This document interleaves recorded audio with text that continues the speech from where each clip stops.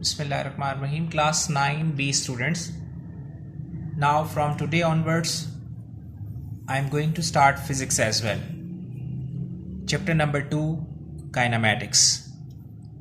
I will try my level best to complete this video within limited prescribed time. So hopefully you will be able to understand. So again girls, my advice is watch these videos again and again. And after the description of each topic, then I will mark your book and then I will tell you about those answers. Okay, now see here, chapter number 2, kinematics. Kinematics is basically, we have different branches of physics. In chapter number 1 you have seen there are many branches of physics. Out of those branches we have a main branch which is known as mechanics. Mechanics further divided into two divisions. One is known as kinematics. Chapter number 2 is relevant to this branch, and dynamics, chapter number 3. Now, kinematics, what kind of subject and topic is kinematics? And what type of branch is kinematics? Kinematics basically is that branch of science in which we have to study about the motion. So, in this kinematics, we study the motion but without discussing different causes.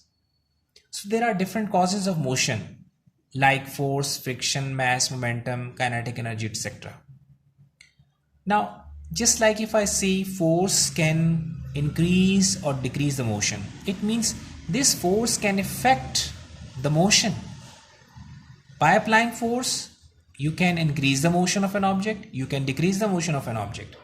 Friction can stop the moving object, it affects the motion. Mass, greater mass can slow the motion. If you increase the mass, so definitely motion will be smaller and lesser. Okay, momentum can increase the quantity of motion. When you increase the momentum of an object, it means you are increasing the quantity of that motion. So these are different factors which are affecting the motion. So in kinematics chapter number 2, we don't discuss these kind of factors.